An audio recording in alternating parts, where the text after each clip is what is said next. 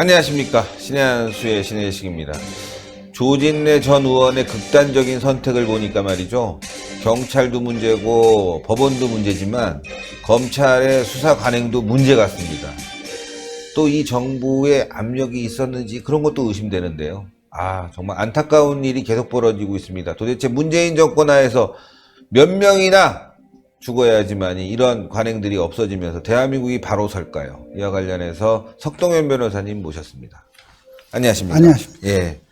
정말 안타까운 일인데요. 예. 네. 그저께 조진래 전 의원의 그러한 극단적인 선택으로 지금 추정이 되지 않습니까? 네. 그 소식을 접하고 저는 개인적으로 조 전 의원과는 특별히 면식이 없습니다만은 어쨌든 또 아직까지 유서가 발견이 안 돼서 정확한 어떤 그 사망 경위를 우리가 이렇게 다 알 수는 없습니다만 대체로 지금 전후 사정과 지금 주변 정황을 모아 보면 작년 지방선거 이후에 경찰과 검찰의 계속된 어떤 수사를 받아왔고 그로 인한 압박감 때문일 가능성이 다분하지 않나 이렇게 저도 보고 있습니다. 경찰 조사에 의해서 이렇게 극단적인 선택을 하는 분들이 한둘이 아니거든요. 얼마 전에 이재수 전 기무사 사령관도 생각나고 또 그 전에 또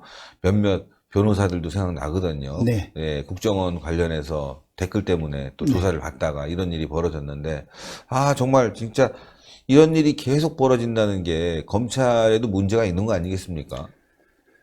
그렇습니다. 지금 이 정부 들어와서 이른바 적폐 수사와 관련해서 지금 언론 보도에 의하면 고 조진래 전 의원이 5번째로 발생한 그런 어떤 극단적 선택이다 이렇게도 얘기를 합니다. 이 외에도 꼭 적폐 수사라고 하지 않더라도 과거에도 종종 어떤 그 경찰의 수사 과정에서 기업인들이나 혹은 전 공직자들이 이렇게 여러 가지의 어떤 그 좌절감으로 극단적 선택을 하는 사례가 종종 있어 왔습니다. 정말 너무나 안타까운 일이고 또 이런 일이 왜 재발되는가에 대해서 우리 사회가 좀 더 진지한 고민을 좀 했어야 하는데 그런 부분이 잘 이루어지지 않다 보니까 계속 이런 일이 생긴다 이렇게 생각합니다. 폭언도 있을 수 있고 강압적 수사도 있을 수 있고 여러 가지가 있겠지만 그 원인도 좀 한번 분석해 봐야 되겠습니다. 글쎄요, 저도 과거에 이제 이 검찰직에 있을 때에도 이런 사례들이 가끔씩 생길 때 참 같이 어떤 그거에 대한 어떤 죄책감을 느끼면서 이 상황을 좀 지켜보기도 했었는데요. 근데 대체로 우리 검찰청의 검사들이 왜 사건 관계인들이 또 조사를 받는 피조사자들이 이와 같은 극단 선택을 하는지 정확히 그야말로 그 상대방 당사자의 입장에서 좀 생각해 보는 것이 저는 좀 부족하다는 그런 느낌을 지울 수 없습니다. 예를 들면 이제 그 담당 검사 내지는 하여튼 그 관련된 수사팀 입장에서는 우리가 특별히 그 사람에게 어떠한 폭언을 하거나 어떤 물리력을 가하거나 기타 어쨌든 이와 같은 보통 사람으로서 물론 압박감 정도는 있지만 그렇다고 아무나 이와 같은 극단 선택하는 건 아니지 않느냐. 그렇죠. 그러니까 우리는 특별히 그렇게 한 게 없다. 혹은 그 당사자가 너무나 심리적으로 유약해서 혹은 어떠한 그 심리적 그 때문에 이렇게 된 것이다. 그러니까 그러다 보면 그 순간에 안타까워하면서도 아무도 책임도 지지 않고 그거에 대해서 책임을 묻지도 않는 그런 일이 벌어집니다. 예를 들면 제가 작년 가을에 변호를 맡았던 이재수 기무사령관의 경우에도 이재수 사령관이 그 많은 분들이 뉴스로 통해 보았듯이 기무사령관을 지낸 사람에 대해서 수갑을 채우고 이렇게 했단 말입니다. 그러면은 그 이후에 그 일에 관계된 그 당시 수사검사, 수사팀에 대해서 어떠한 그 일에 따른 어떤 그런 징계 조치가 이루어졌느냐. 그에 따라서 나름대로 책임을 묻고 어떤 징계를 하거나 또는 전보 조치를 한다든지 수사팀에서 배제한다든지 그런 조치가 이루어지지 않은 것으로 저는 알고 있습니다. 아, 근데 그러한 사후 내부적으로 관리. 예. 어떻게 문책을 하고 있는지 이런 부분을 소상히 뭐 이렇게 공개하지도 않아서 알기가 어려운 면이 있긴 하지만 분명히 그 수사팀의 수사검사는 아무런 어떤 불이익 조치를 받지 않았어요. 이와 같이 어떤 사건의 이 원인은 이렇습니다. 예를 들면 검찰이 이렇게 생각하듯이 어떤 물리적인 압박, 폭언, 어떤 인신 공격, 모멸감을 주는 어떤 직접적인 어떤 거친 언사들 이런 게 없었다고 문제가 없는 게 아니라는 거죠. 예를 들면 이번 참 이런 비극적인 이 결과를 가져온 조질래 전 의원의 경우에도 이 보도에 의하면 아마 그분이 정무부시자로 있던 시절에 경남도 산하 어떤 기관에 어떤 그 직원 취업과 관련해서 좀 부적절한 행위를 뭐 청탁을 했다든지 이런 정도겠죠. 부적절한 행위라는 것이. 그런 거에 관련해서 이를테면 작년 지방선거 그 무렵에 바로 어떤 조사에 들어가고 그렇게 해서 지방선거가 끝난 7월 달에 경찰에서 검찰로 송치를 했는데 그렇게 송치를 했고 얼마 전 10일 날 불러 조사를 한 적이 있다. 요게 지금 기사 내용에 떠 있습니다. 그러면 그 과정에서 세세하게 어떤 식으로 했는지를 그것은 저희가 팩트 확인이 어렵지만 분명한 것은 보십시오. 작년 7월 달에 송치를 해서 지금 근 1년 가까이 이 조질래 전 의원의 경우에 이렇게 보니까 뭐 변호사 자격도 있다고는 하지만 일단 정치에 발을 담근 이상 아마 변호사 활동도 아마 거의 안 했거나 못했으리라고 봅니다. 그렇다면 지난 1년 동안 아무것도 할 수가 없어요. 즉 이렇게 장기간 불안정, 불확실한 상태로 이렇게 그러니까 이 수사의 시간을 이렇게 장시간 끄는 것도 당사자에게 경우에 따라서는 생계 문제일 수도 있고요. 정신적 스트레스 이런 부분들에 대해서는 검사들은 눈을 돌리지 않아요. 심한 경우에는 또 그런 부분에 대해서 인식하는 검사도 그것은 본인이 그만큼 어떠한 허물이 있으니까 그건 감수해야 되는 문제 아니냐. 그야말로 검찰의 시각에서만 본단 말입니다. 그러니까 그와 같이 장기간 불안정한 상태에 두는 것도 있을 수 있고 또 이렇게 하다가 저도 간접적으로 경험을 한 상태입니다만 그렇게 몇 달간 뭐 완전히 방치하다시피 했다가 어느 날 전화가 와요. 내일 10시에 나오라. 그러면 이게 수사가 장기화되는 과정에서 아무것도 못하는 그야말로 무력감 속에서 불안정한 상태에서 아무것도 못하지만 그래도 그 와중에 친구들과 어디 낚시라도 가자 또는 뭐 집안에 어떻게 무슨 뭐 나름대로의 또 자기 어떤 일정이 있을 수 있는데 떡하니 몇 달 만에 전화 와서는 뭐 내일 나오라 뭐 이런 식이란 말이죠. 그러니까 이런 속에서 당사자들이 느끼는 좌절감, 내가 뭐 이렇게 사는 게 무슨 의미가 있나 이러한 굉장한 심각한 그런 그게 빠지게 되는 것입니다. 그래서 저는 그럼 이러한 문제를 생각할 때는 좀 전반적으로 이런 사건 수사들을 좀 큰 줄기 위주로 해서 빨리빨리 여기서 빨리빨리라 하면 무작정 뭐 단순히 어떤 그 절대적인 시간을 말씀하시는 게 아니라 상당한 기간 내에는 결론을 내려주는 것이 경우에 따라서 기소를 하면 기소하는 대로라도 그 다음 단계에 나가서 법원에서 나름대로 자기 변론도 할 수 있는 문제고요. 또 아니면 아닌 대로 빨리 종결을 시켜줘야 되는데 그냥 어정쩡한 상태로 이렇게 내버려 두는 것이 아마 이 조질래 전 의원이 난 첫 번째 어떤 심리적 갈등이 아니었나 이렇게 생각을 합니다. 예, 검찰의 문제점 말씀해 주시고 계시는데 또 그렇다고 해서 이 정부가 검찰 개혁을 잘하고 있냐 이것도 아니거든요. 물론 그러나 이제 송인택 울산지검장이 검찰 개혁 시도에 대해서 비판을 했는데 이 부분은 또 어떻게 보십니까? 그래요. 이런 와중에 어제 오늘 이렇게 뉴스를 통해서 보면 현재 울산 검사장으로 재직 중인 송인택 검사장이 전 국회의원들에게 지금 현재 그 정치권에서 논의되고 있는 검찰 개혁 또 소위 공수처 설치와 검경 수사권 조정 이 문제, 이 현안에 대해서 나름대로 우리 송 검사장이 우려하는 바를 이렇게 장문에 서신을 보냈다고 합니다.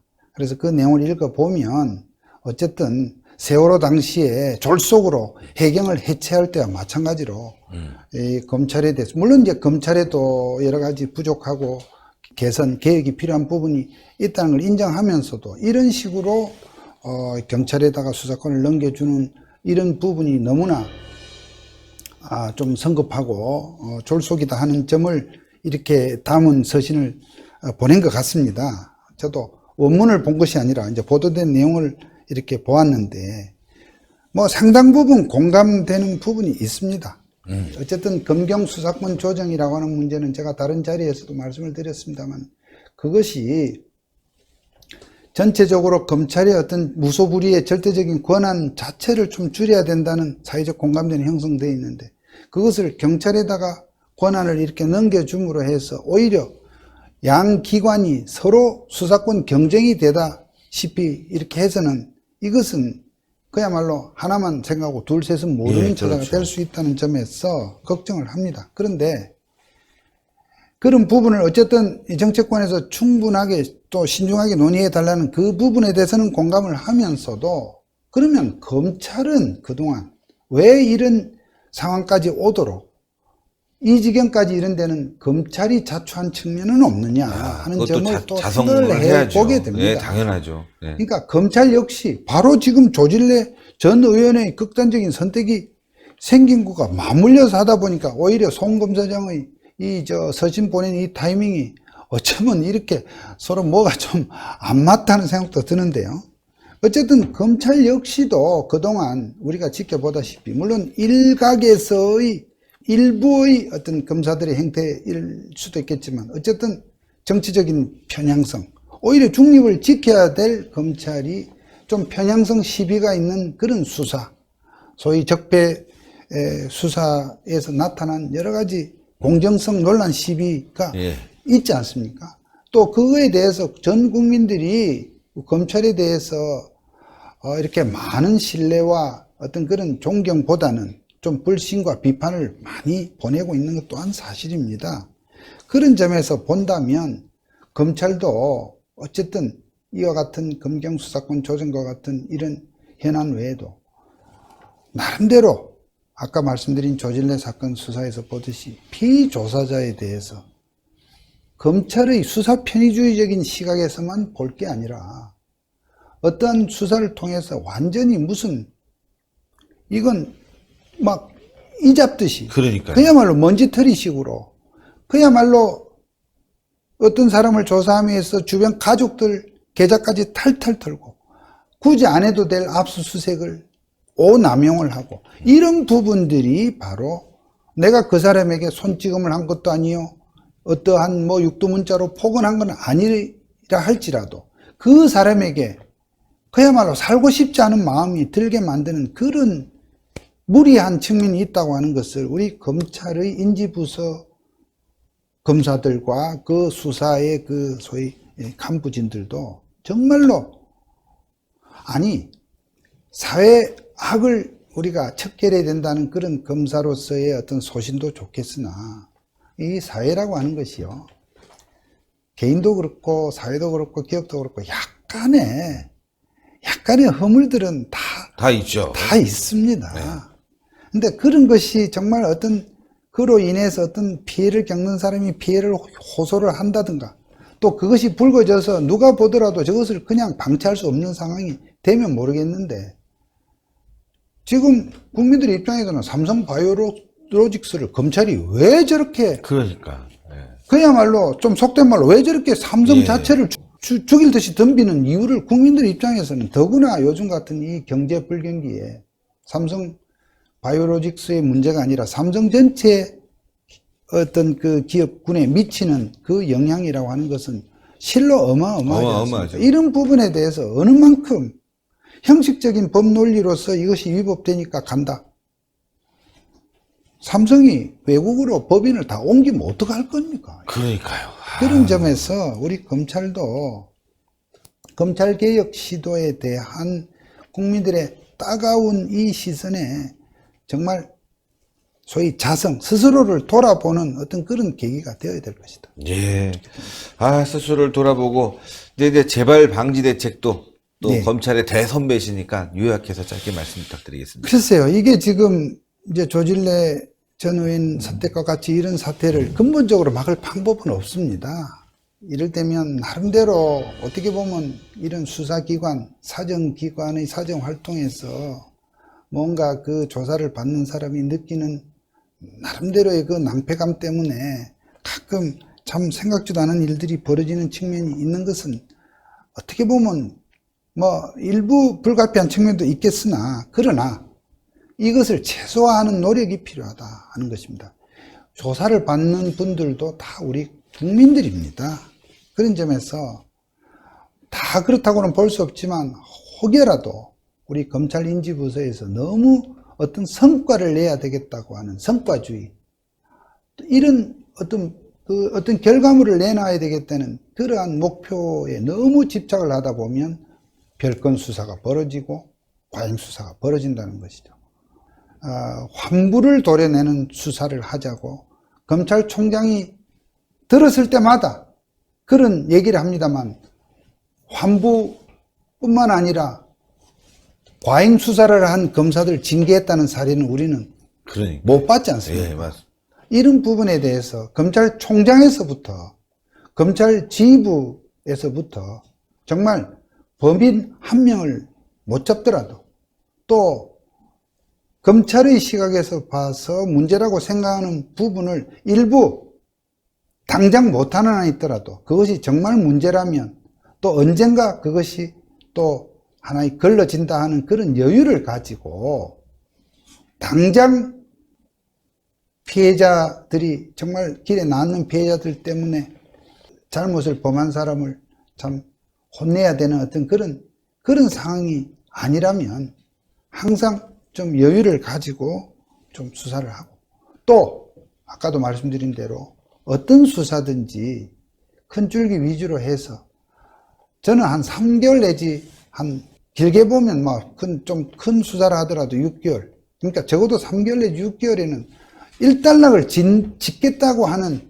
그런 자세가 필요합니다. 젊은 평검사 시절에 나름대로 3개월 미제를 줄이기 위해서 정말 밤새 야근을 밥 먹듯이 했던 기억이 납니다만 요즘은 그냥 사건이 6개월, 1년, 2년 세워라 내워라 가는 사건들이 참 많습니다. 검사는 그냥 많은 사건 중에 하나 내 일감이 캐비넷에서 6개월, 1년, 2년 이렇게 있다고 생각할지 모르지만 그 사건 관계들은 뭡니까? 미치죠. 1년, 2년 동안 어떻게 뭘 할 수가 없는 그 상태로 나중에는요 서로가 다 지쳐서 어떤 결론이 나도 이미 회사고 개인 가정이고 완전히 파탄나는. 예. 그런 부분에 대해서 정말로 우리 검사님들께서 좀 고민을 해 주실 필요가 있다 이렇게 생각합니다. 네, 오늘도 좋은 말씀 대단히 감사합니다. 예, 검찰, 경찰, 사법부, 판사들 다 지금 문제가 많은 것 같습니다. 다 개혁해야 되는데 오히려 이 정권이 들어서고 나서 적폐를 더 양산하는 것 같습니다. 신적폐 청산해야 되겠습니다. 그러기 위해서는 신의 한 수 구독 많이 해주십시오. 동그랗게 올라가는 구독 버튼, 추천 버튼, 댓글로 많은 응원 부탁드리겠습니다. 대단히 감사합니다. 감사합니다.